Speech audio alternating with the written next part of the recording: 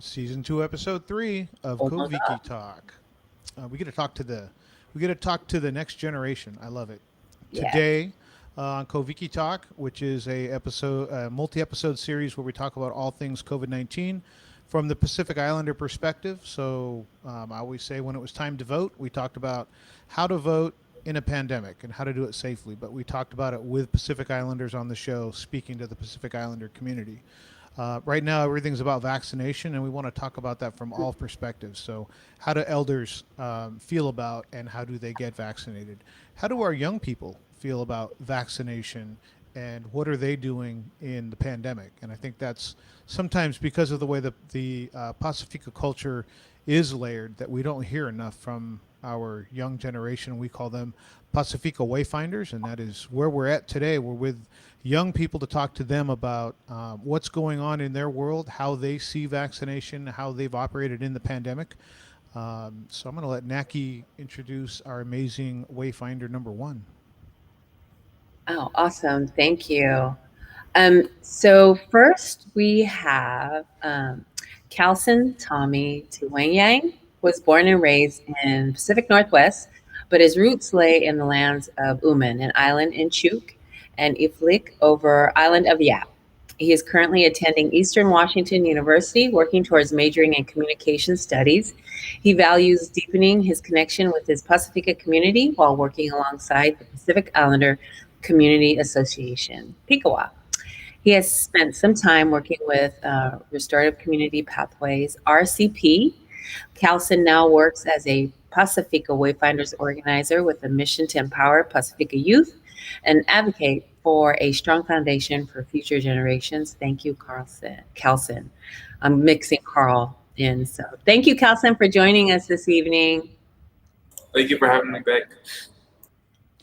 Awesome. Our next guest is Jr Kiona.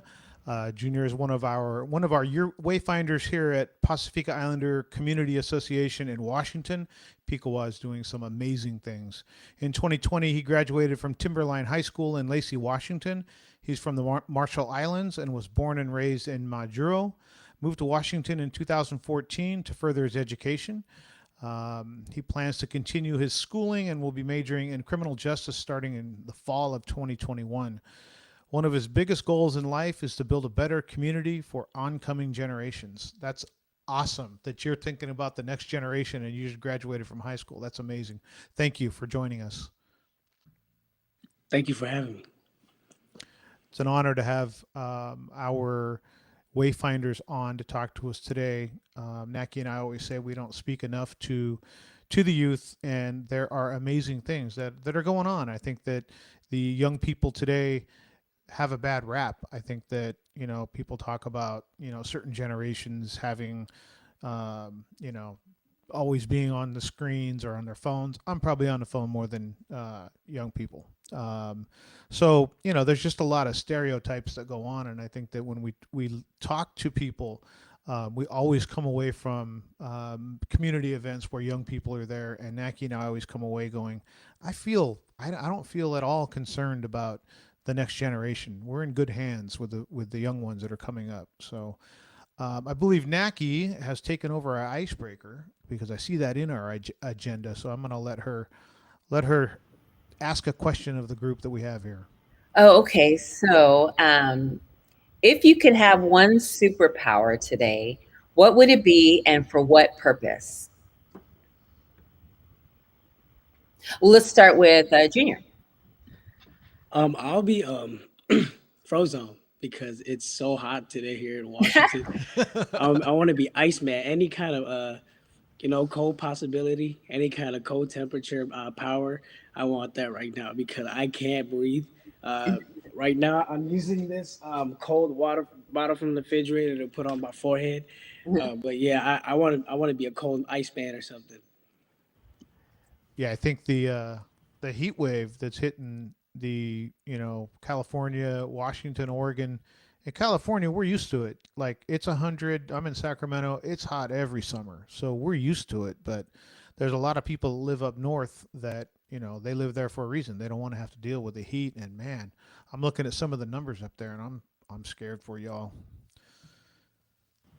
How about you, Calson? I would have said the same thing, but right now I'm fortunate enough to be in front of the AC, and so mine would probably be the ability to make food on the spot, mainly because I'm like, I'm skinny, I'm like hungry 24/7, and it's a problem sometimes, money wise. Most of my money goes towards food and Domino's. So And Naki, how about yourself? If you could wave a magic wand and have a superpower? If I had a superpower, I would fly.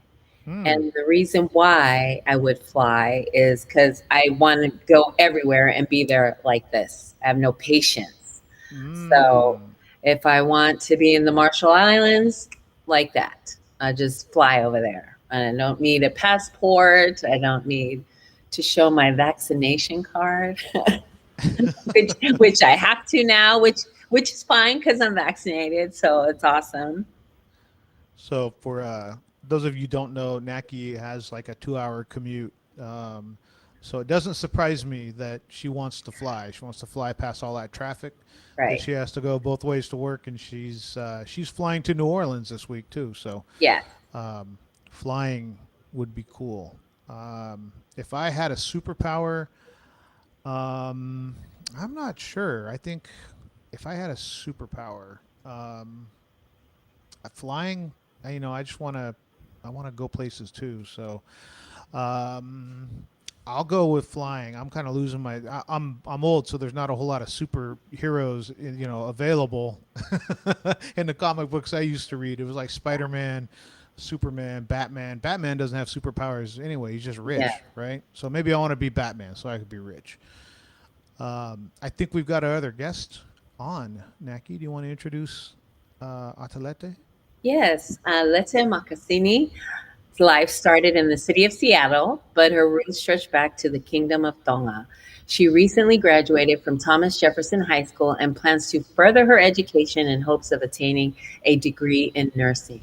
Lete's leadership skills were on display during her 4 to 5 years with Our Future Matters and has been putting those attributes to use with the Pacific Islander Community Association of Washington, PICA-WA. She is one of 5 Pasifika Wayfinder organizers working alongside her peers to better her community with an emphasis on our Pasifika youth. Welcome, Lete. Thank you so much for joining us this afternoon. Hello, can you guys hear me? Yep. Yes. Yes. Oh, okay. So, Well, Lete, thank if you you guys so if much for you had having a me. of course, our icebreaker question is if you had a superpower, what would it be today? Um, I would have to agree with what is your name again? Sorry, I missed the introductions. Junior and Calson, And Carl and Carl Naki. and Naki. Okay, I'd have to agree with Carl. I like to travel, so I think my superpower would be teleportation. Hmm. Yeah, That is a good I'm one. sort of afraid of heights, so let's not do flying. Teleport. Oh, so you would Teleport. teleport. That's even Oh, better than Yeah. flying. that's better. You just That's get better than there, and flying. you're in a car right now. So, I hope you're transporting yourself safely. Yes, I am. Um, it's a kind of a general question. I think that it's more of a question that I have in my mind about the younger generation. Is I almost feel like the world is like it's a mess, and we're putting things on our next generation to fix things. Like I didn't feel um, this kind of not a burden, but I didn't feel like this responsibility to go fix things when I was in my 20s or at a young age. I just didn't have that, and it seems like to me that there's a lot of scrutiny, there's a lot of responsibility, a lot of pressure on the generation of today that Naki and I didn't feel. Um, and I wanted to see if, from your perspective, if you feel that, or if you feel that it's just like you don't feel that it is that way. But it's kind of like Naki and I we've talked about this at length, that we would not want to be young right now. It's so hard right now from our perspective that if you make a mistake, if you say something wrong, everything is there forever, either in a tweet or Instagram or somewhere it gets recorded. So it's like any little mistake or misstep that someone makes now is far more likely to get put out there, put on blast for everybody to see. Whereas Naki and I grew up, there were no cell phones, there were no video recording, things out there. So we got to be young and kind of free in that sense. Do you feel that as the younger generation? And I always say this in a PI gathering, you have to ask somebody because everybody's so humble. If we just ask the question, it'll just be silence because everybody will be waiting for everybody else to go. So I'll start with Calson. Do you feel any of that kind of pressure or kind of scrutiny from the generations before you? Yes, I do, and I feel in the sense of cultural values. Our job as advocates for the youth. Like we can't like in our own personal household, like we can't really call out our elders. So like it's confusing when we have our job to advocate for the youth and advocate for different things. That's breaking what our cultural values are and what we've known to do. Like to be silent. But obviously, like as a wayfinder now, like we've been breaking out that bubble and just switching up the tone. And for me, I feel like I don't really feel the pressure because I feel like we have a good group of kids at PICA, and all of us have been in this together for a couple months now. And at first, it was kind of shaky and scared because our first youth council meeting, like we're hesitant of what to say on Facebook Live because all of our elders are on Facebook Live. But then, like we just said, like whatever, like we're the next generation. We're doing what we can for ourselves. We're doing the most that we can. So I think that's where my head stands on that question. Yeah, I think that's a kind of a balancing act, right? Like you want to be an advocate and you want to be outspoken, but then when you get home, it's a different, it's a whole different picture. So you're in one space and you're being as outspoken and forward thinking as possible, and then you get home and you got to be careful with that, right? So that's a whole nother kind of a balancing act that I think that a lot of Pacific Islanders would empathize with you, and then a lot of non-Pacific Islanders might not understand even what that means. When we talk about that. How about yourself, Junior? Do you feel any of the pressure or the scrutiny from the generations before you? I gotta agree. I think culturally, I'm 50-50 in general because I think, but like culturally, I'd have to separate that because I personally, as a martially, younger generation, I think the culture in my generation is slowly dying because, like, compared to like our parents, and it's just because the world we live in today is like so like common, and it's like the world in the United States is like the world that we take in with us and how we live. But like in general, I think um, it has to be 50-50 because half of me like thinks like it really is like generational. It depends on like how we take it.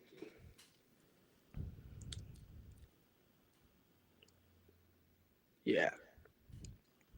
I didn't even think of that from a cultural perspective of um, there could be a sense of burden, and not in a bad way necessarily for yourself personally, but there could be a sense of, I've got to, learn, things about my culture and pass it on because I can see it beginning to go away, and that might not be something that generations before you really had to consider, especially from the space that you're at and the vision that you can see it with. Again, that's why we talk to this generation, because to see things through your eyes, we got to hear it. We got to hear what you're thinking. How about you, Lete? Do you feel it? Are you feeling the pressure and the scrutiny and the oh, millennials this and just the things that are out there, or are you just kind of doing your own thing? I think off of what Calson and Jr was saying about cultural values. Personally, for me, it wasn't as hard to speak up, even at home too, because it's a whole learning system, not only for the younger generation, but also for the older generation. We it's hard for us to speak our minds when we're constantly being suppressed by our elders and when we're constantly um, being told we're wrong. Our elders had a whole different environment back in the islands, you know, but the one way where I can communicate to my grandparents and to my parents and to pastors to have them understand where our generation is coming from is the word that we use is talanoa. So we try and tell a story through our explanation so that our elders can understand the things that we're going through. I know that um, we didn't really understand what mental health was back in the islands. They didn't understand what depression was. They didn't understand that suicidal is a real thing.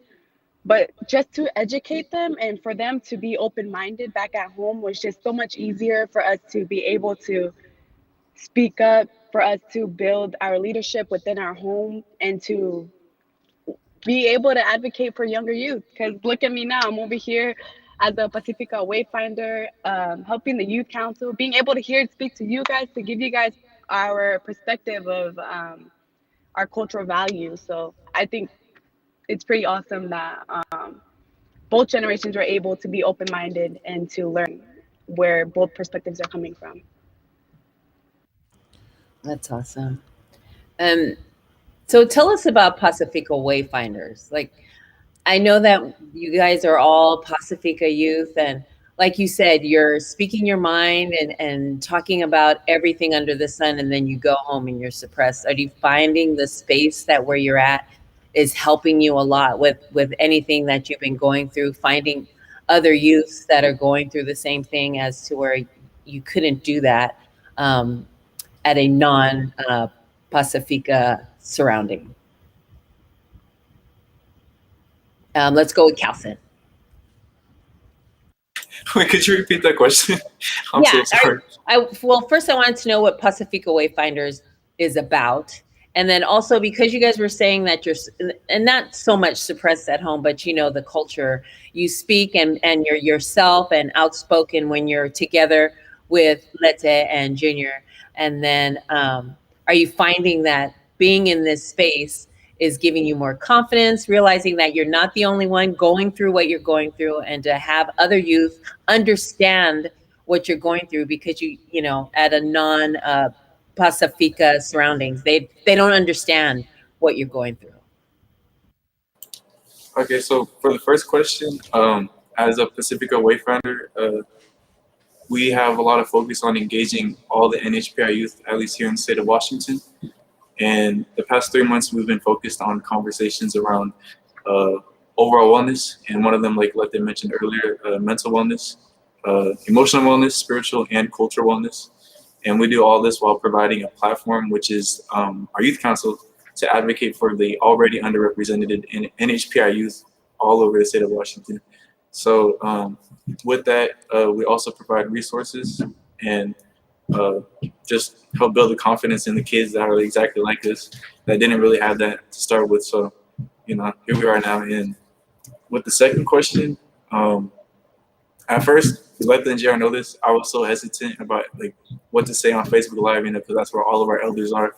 And like just with time and growth, like with all of us bonding together and becoming strength as one, you know, like Pacifica strength, like we found our own Pacifica strength. We learned our own ways to do things, and that was through advocacy and preaching our truths through confidence. And now I'm like fully confident to go into any room and speak my truth. You know, I'm not gonna hold back. Like now that I have like 15, 20 people having my back, like I care, but like at the same time, like I'm gonna speak my mind. So yeah.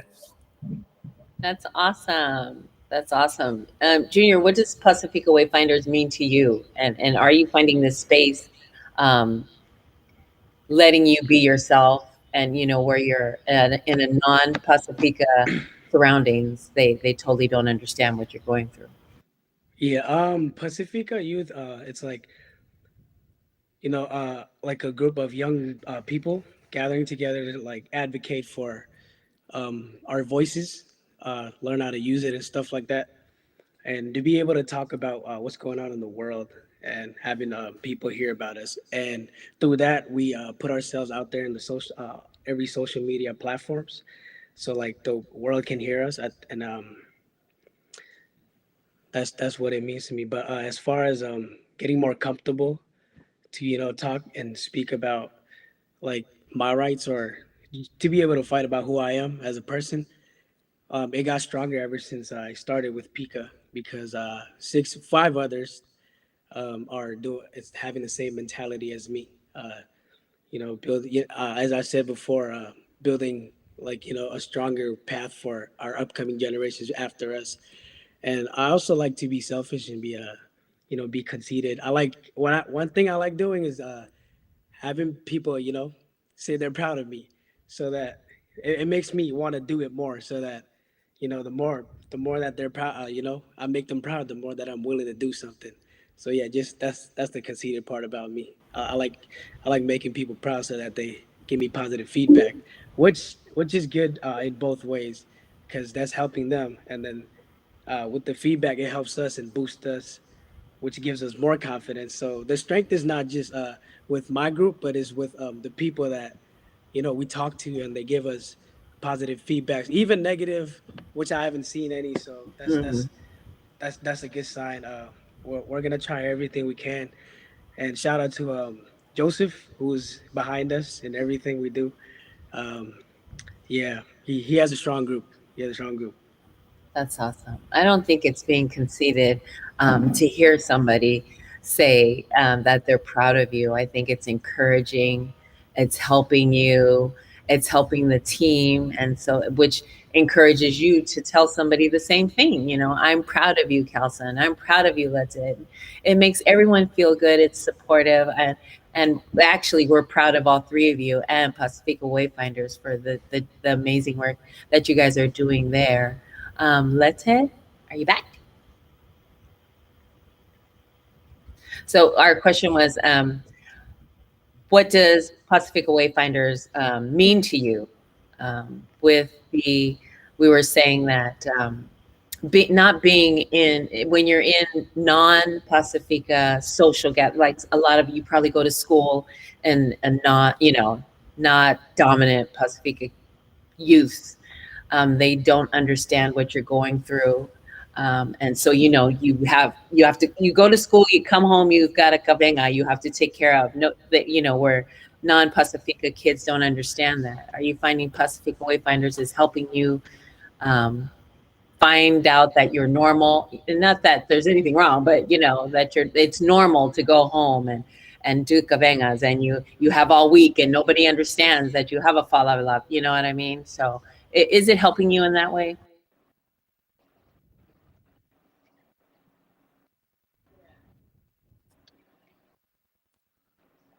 And are you three finding it now that you've found this Yeah, group you guys hear that is me? helping you? Yes. Yep. No.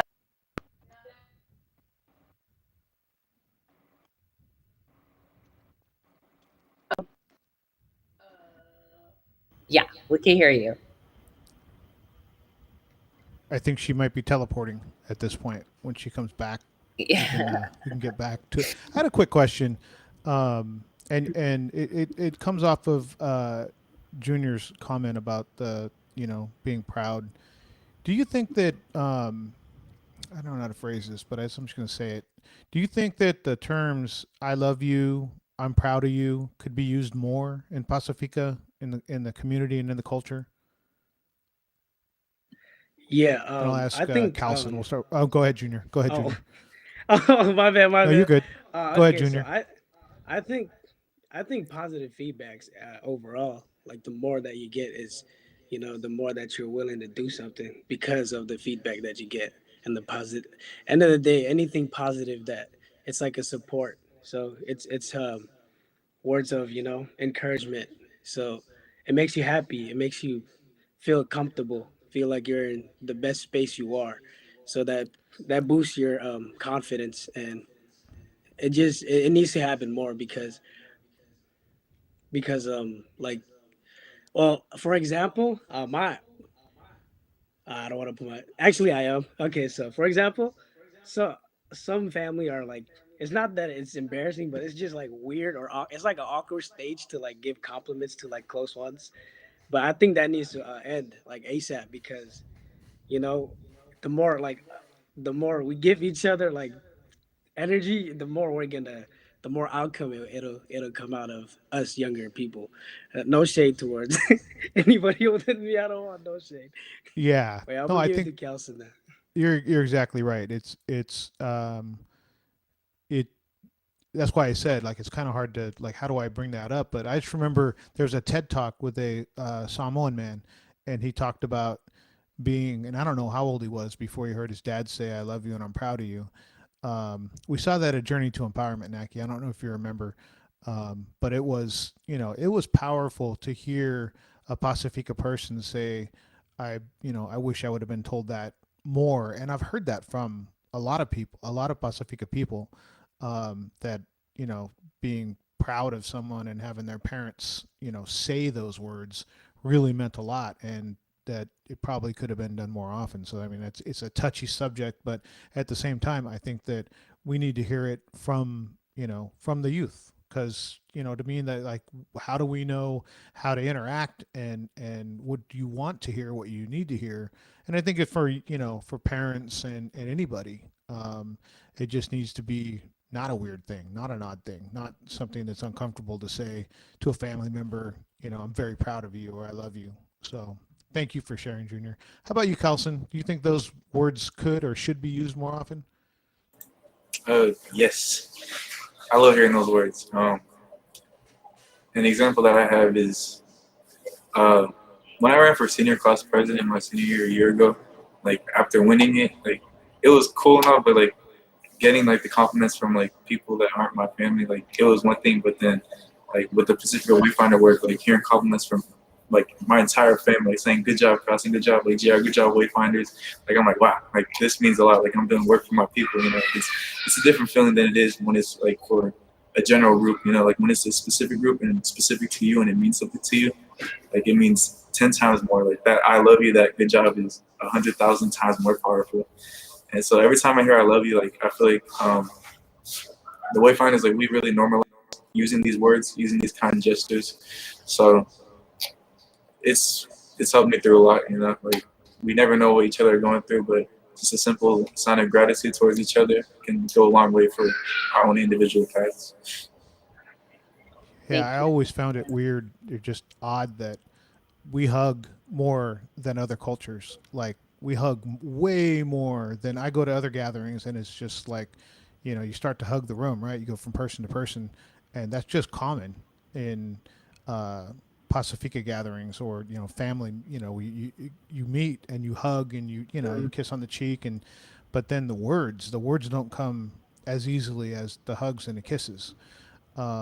And it just I hear that so often of like I could hear those words. I wouldn't mind hearing those words more often. So I didn't think about that until Junior had said how good it feels to hear I'm proud of you. Um, so before we go much further, I want to say that I am proud of Pasifika Wayfinders, PICA-WA.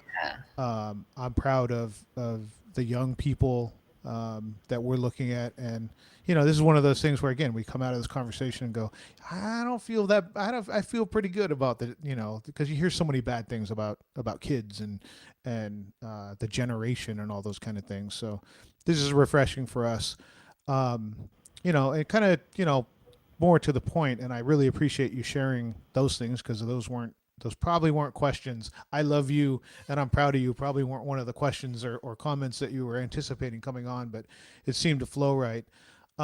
Just talking about the pandemic, talk about like being a young person in the Pacifica culture in a pandemic, because it's again it's different for the culture and the community than it is with other in other homes. So how is it? How was it, and how is it now in terms of like stress or different feelings for you as a younger person in the pandemic and in your home and in your community?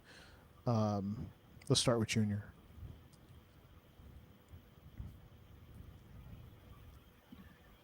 Hey, I think with stress, educational wise, it was a lot because online schooling is so much itself, with all the technical difficulties and technologies, new things coming at us. I think that was a lot of stress. But overall, as far as communicating with others, I always had social media, so um, that's how I coped with it. Basically, that was my coping mechanism. Just go FaceTime all of my friends, even if we couldn't hang out in person because of COVID. So that with that, it wasn't a lot of stress, and I sometimes like I don't mind if I'm alone.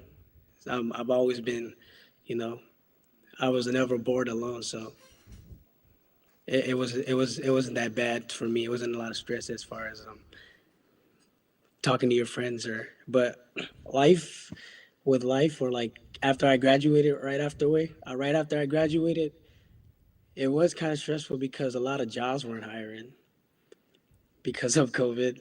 But hey, Joseph picked me up, and I am today. I'm with the Wayfinders. So thank you again, Joseph. Yeah, I never thought about that from that standpoint.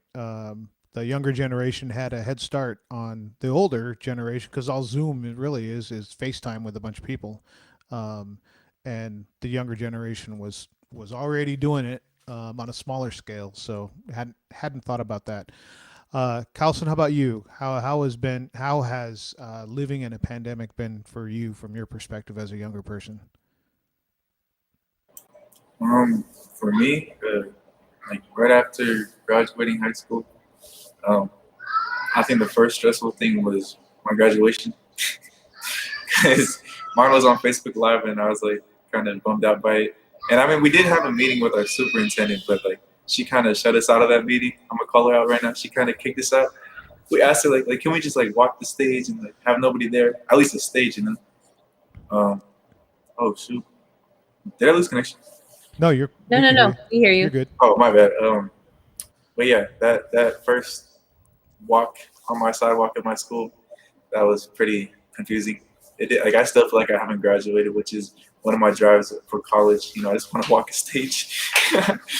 And then on top of that, just becoming an adult was like confusing because like the DOL was closed, like everything was closed. Like I can't get my state ID, I can't do anything. I can't get my license. There's just a lot of things that were had a lot of barriers to get to. Socially, uh, I became more socially awkward, like in person. I became so used to being on a screen and having a camera in front of me, and just like not being next to people. But I think the past couple months with PICA, like we got more into the groove of it. So yeah, that was my experience with this whole pandemic so far. Thank you, Carlson. Lette, we're kind of talking about the stress or how it's affected you living in a pandemic. A year and a half when your age starts with a 5 is different than a year and a half when your age starts with a 1 or a 2. So it's a much bigger, more significant length of time in your life as a younger person. How has it been for you? Has it been stressful? How have you dealt with it?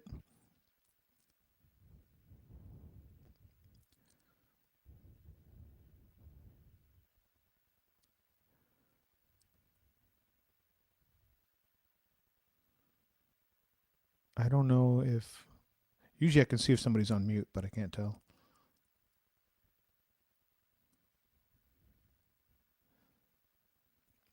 Are you on mute?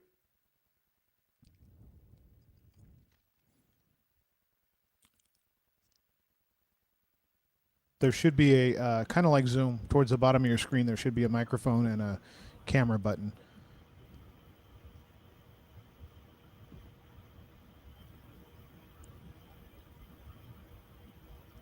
Uh-oh. No, we still can't. Oh, let's figure that out. We'll come back. We'll come back to Lette. So let's talk about the vaccine. Do you feel well? Actually, you're. I think you're both vaccinated, right? Mm. So talk about that process. How did you hear about it? Find out where to go? How was that presented to a young person?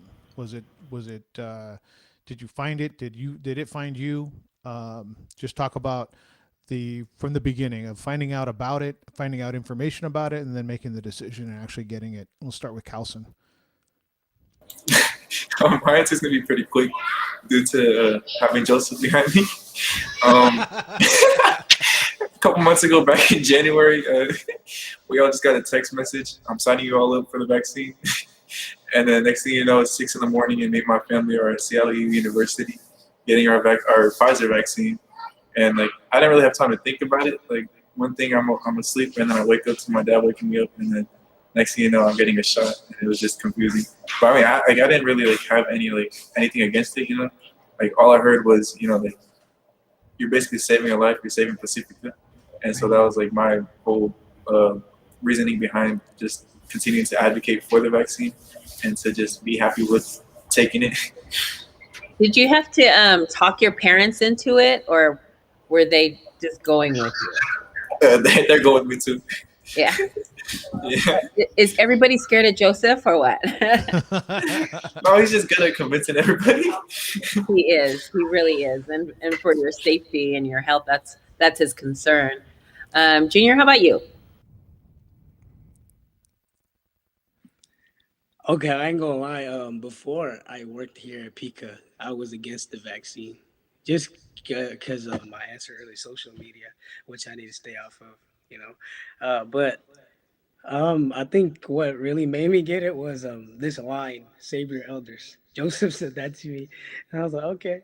And then I actually got mine the same day Atelete did. We were on the way over there. We were still hesitating, but then that one line really bugged me. It says, "Save your elders."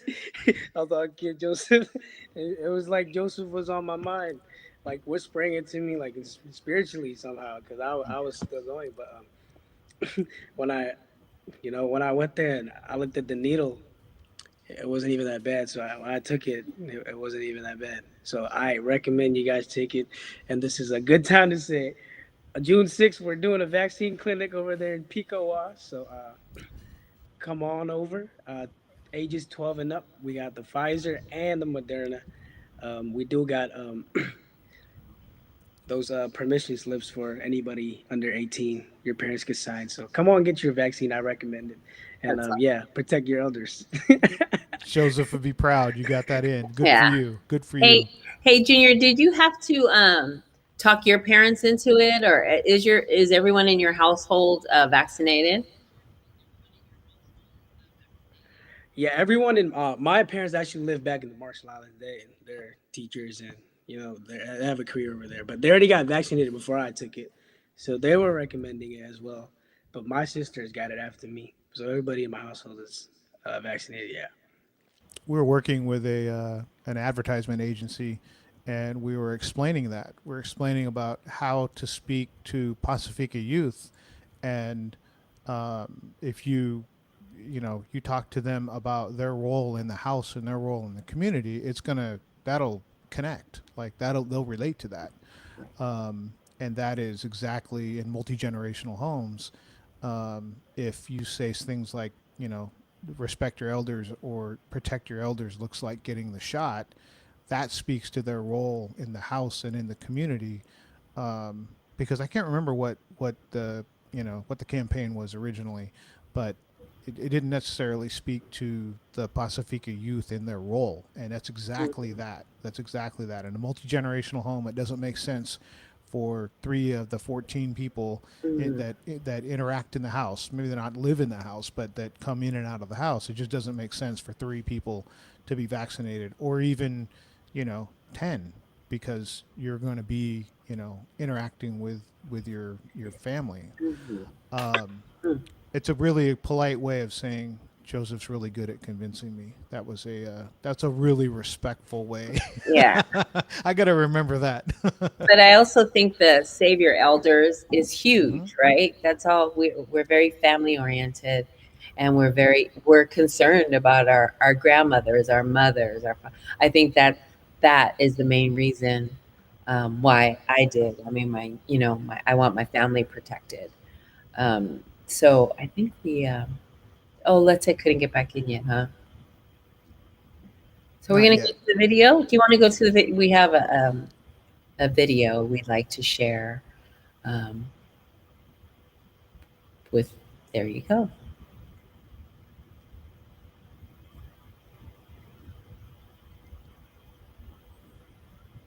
Today, Kavika got his COVID-19 vaccine. That's because everyone 12 and older is now eligible for a vaccine. Kavika then found a vaccine location for his sister. His sister sent an appointment link to her best friend, who reminded her business partner, who then, well, you get the idea. And it all started today with Kavika. Tomorrow, it can start with you. It's time to let our friends and family know that vaccines prevent nearly 100% of hospitalizations and deaths from COVID. We can do this. Yeah, and I think the "We Can Do This" campaign really, the other word is together, right? Like we're not gonna achieve herd immunity if one community doesn't get it. You know what I mean? So even though there's small communities out there like Pacific Islanders, um, to achieve herd immunity, when the most likely job that Pacific Islanders have are essential jobs, are essential workers. Yeah. So to not get us vaccinated and then multi-generational homes and all those things just makes it that much more important for us. It's really interesting to have somebody on that, Junior, your position was one way until, Joseph spoke about your role in the community and the culture. Um, what do you think?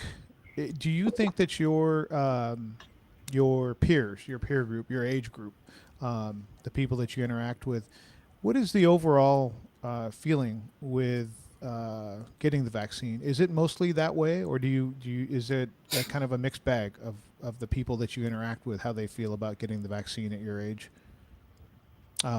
Junior, let's start with you. Is it Junior or JR? Have we been saying the wrong name the whole time? JR. JR. Yes. Oh, Hello. no. I was afraid to ask Hello, earlier. correct us. It's fine. JR. It's fine. Okay, so well, me personally, I have a small circle, which is my basketball team. We still hang out today. I got them all vaccinated, so but it was a Marshallese episode that PICA posted in the documentaries. It was my auntie Gigi Jolly. She said like same thing what Joseph said. Save your elders, and they thought of that too. Like they're getting the vaccine for others. But overall, I think in my community or Pacific Islanders, I don't think.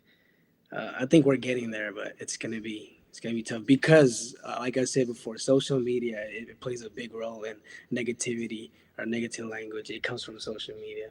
They post more of what's the cons than there are pros about the vaccine. So if there's like anybody out there my age, please encourage others our age through your personal experience because that's how I got them to. Uh, Besides the video, I asked them, I said, I'm still alive and I got this like a month ago. And they're like, okay, I'm going to get it. So, okay, yeah, go get it. So they're okay right now. They're all vaccinated in my circle. But yeah, I encourage anybody my age to take it because it's, I recommend it. It's, you feel safer once you get it. I ain't going to lie to you. But yeah. It seems like the people that are against it are like rabidly or avid. They're so, it only takes one person to be in a news feed and they can dominate the news feed by just spamming over and over and over. And it's not even that the majority of people in the news feed are against it. It's that two or three people are just spamming the thread, and that's kind of a hard that's a hard situation to defend. You know what I mean? Because they're just seeing a bunch of bad stuff because there's a few people that post a whole bunch of times in a thread. But good for you. Good for you for being open to. I always say that people usually don't change their mind. People will usually make a new decision with new information, and a person with an open mind like yourself was open to make a new decision with new information. So, good for you for being open-minded, not digging your heels in. Calson, how about yourself? At first, starting with the parents of the kids that I knew, that was easy. Like once I convinced their parents, they just followed the steps. But then when it came to the kids that I know that are friends with me and they are making the decision on their own, like that's when it becomes a whole nother like level of trying to convince them because it's harder. You know, the first thing they say to me is, "I don't want to become a zombie," due to like social media and stuff, and like the whole depiction of like the vaccine is like the government's like devil or something. Um, but outside of it, the only few that I've gotten to change their mind and switch sides are the few that really took in what I told them about, like my personal experience and like how my family dealt with it, as well as experiences of close family and friends that I've known to catch COVID. You know, like it really does affect our elders and anybody with underlying health diseases. COVID is not it's not like a joke. You know, so yeah. Have you guys been working with the vaccine clinics that you guys have been having there? And if you have you seen more people your age getting vaccinated? What is the majority that you have seen? Um, Yeah, we're there almost every Monday, and I think like our biggest point of our vaccine was when we released this video, and JR was like the front man of it, and JR has a good social media status, and like like a lot of the kids from the Marshallese community seen like JR on the front cover of our vaccine video at PICA-WA, and then like we just had an influx of like Marshallese youth and stuff, as well as Marshallese families, and then I feel like the other Micronesian communities just followed in line, and yeah, so I think that was like our biggest breaking point was having Chair on the front cover of our video. That's awesome. So JR, are you a model now? Have people been reaching out to you? Any contracts? I yeah, we got people coming in, but there's people that I scheduled, but they didn't show up. So I think one of the Mondays, my boss man Joseph, he recommended me to go pick up some people, so I did. And I think the thing that's getting people's attention, not that people are greedy, but gift cards. We do gift cards, like $50 gift cards. We've been doing it. I think it's been like 2 vaccination clinics that we've done it. But yeah, we had people show up. Some people show up because of gift cards. I personally know somebody that wanted to come because they wanted that $50. So yeah, Hey, if it's going to I help think save as their far as life, that's outreach, yeah, I think as far as outreach, I think that those gift cards work the best, and with like as far as like you know getting my people, it's that gift card. yeah. And you know what? Actually, $50 is really cheap compared to saving someone's life, right? If that's what's going to get you in there to, get vaccinated. Is it word of mouth? Are you finding that you're going one on one talking to people, or is there flyers, or are you guys what kind of outreach are you guys doing? Um, we do a lot of different types of We do. outreach. Oh, Oh, sorry. No, Go ahead, Calvin, Jared. go ahead. Oh, And yeah. My bad. Yeah, we do a lot of outreach. We do videos. We do all of us repost our flyers that our communications man Toka Balu. He makes these beautiful vaccine flyers, and some of them obviously have the $50 gift card. Um, and yeah, a lot of it is Facebook and Instagram, as well as phone calls that sometimes the Wayfinders do at the office. awesome, thank you. JR, is it the same thing for you, or how are you finding? Is it word of mouth? It seems like you've been getting your friends in by talking to them. yeah, it's Calson covered most of it. I also think when they see their family coming in the following week, they'll come in because their family got it. So I think yeah, Calson covered most of it though. We found that with the PI community. I think that there was, a lot of people that kind of suspected that the rates were really high for Pacific Islanders, but we didn't have the data to really point to. And then the data came out, and it was bad. I mean, the numbers were really bad, and then so we started having discussions with people.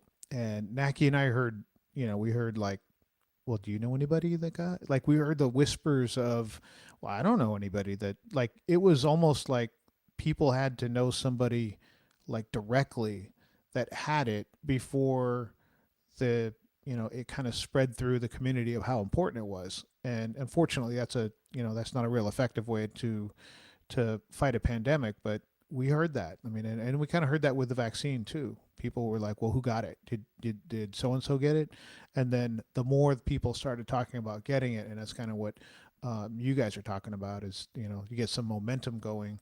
And what you guys are doing is, you know changing things, because the vaccination rate for Pacific Islanders in King County is among the highest in the nation, and that's directly due to PICA-WA, and it's directly due to people like you. So that how people that Naki and I at our age, we always say that nobody can save us but us, and there can be a whole bunch of government programs out there, but unless they're administered by Pacific Islanders and administered by people that are trusted in the community, it's going to be impossible to really reach the Pacific Islander community. So people like yourselves, organizations like PICA-WA, that's how you get to 70+% vaccination rate, is with boots on the ground and people like yourself. So here's another, and legitimate, not just I'm proud of you because I'm proud of you.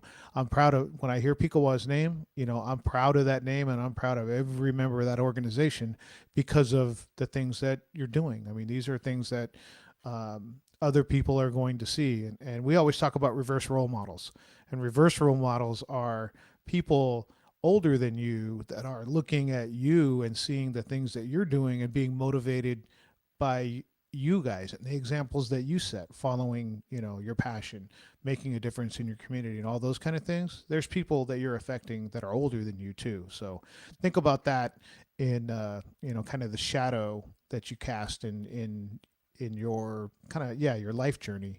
What are some of the things that is there anything that you're looking forward to doing in the Wayfinders organization? Are there things coming up that you're like, I can't wait to do that, or this is going to be fun? Or is it just lockdown, vaccination, COVID-19 right now? Let's start with JR. Thank you for your, positive. I'm proud of you feedback. um, but there's a lot of fun activities coming up. Right now, we're trying to get all of our youth council members to get vaccinated, so we can do like in-person gatherings instead of on Zoom. So we can like enjoy like a day, like maybe like a barbecue, just fun times together. But other than that, we have a talk tomorrow. I forgot what's it called. A town hall. My bad.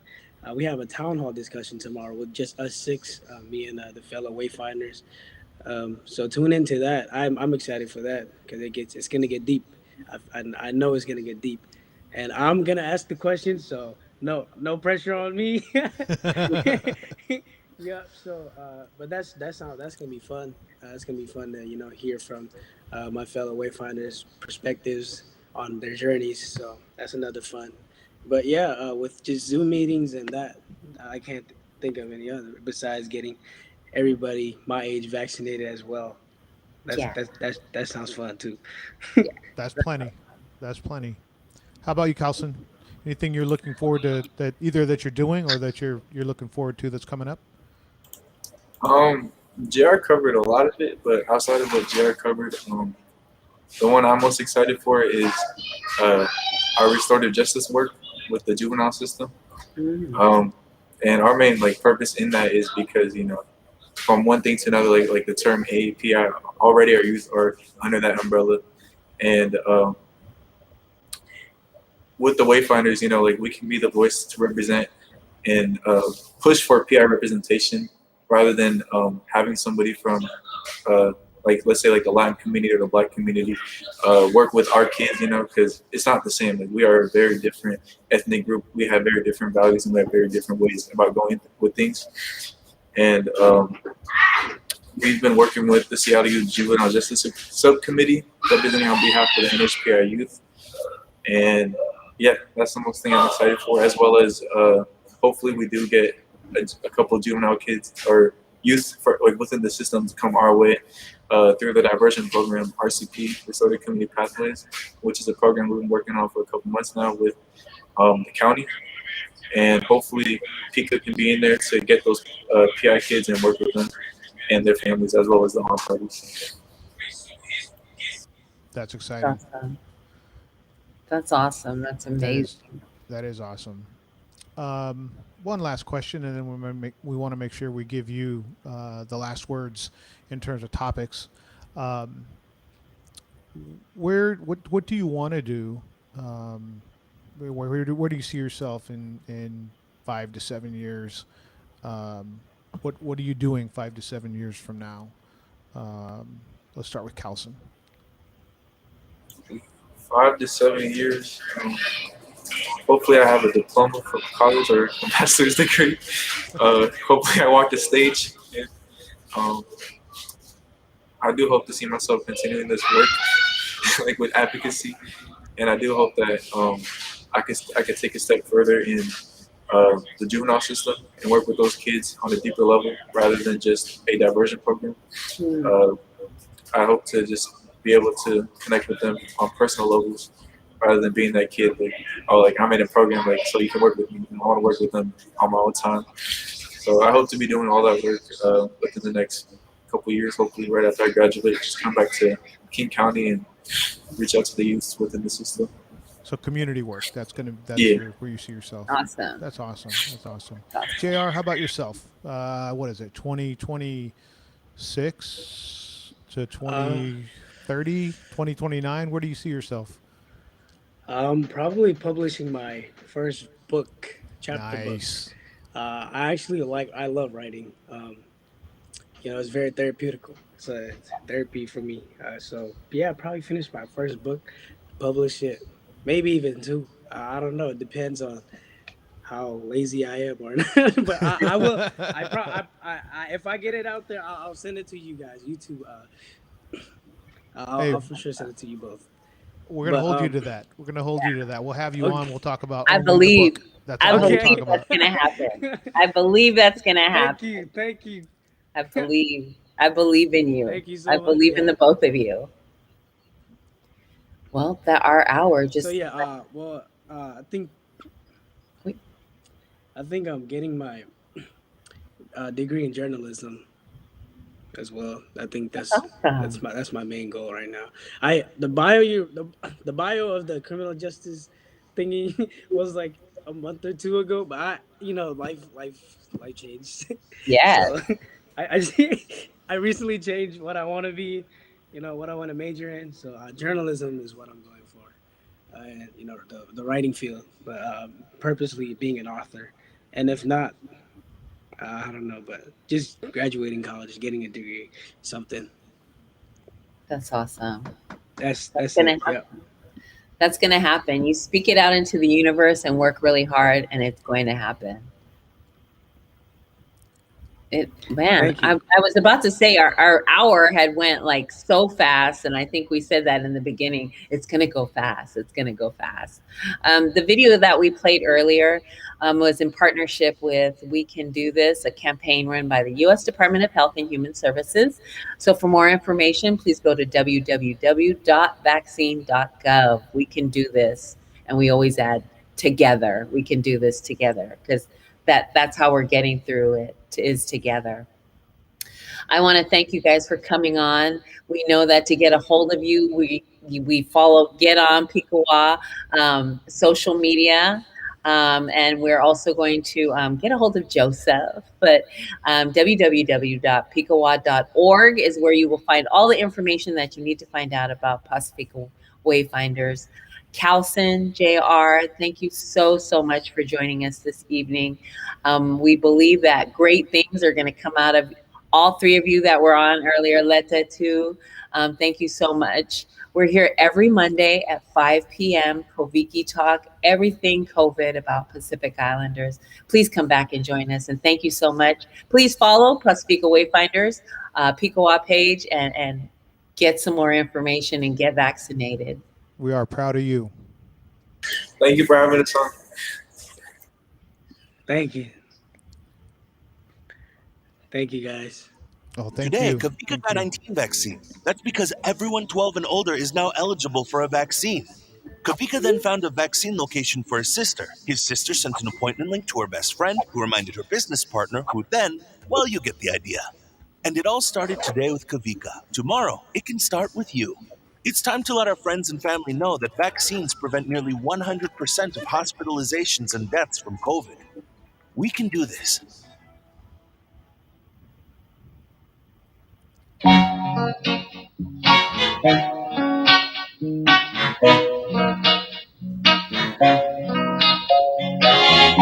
Sweet love.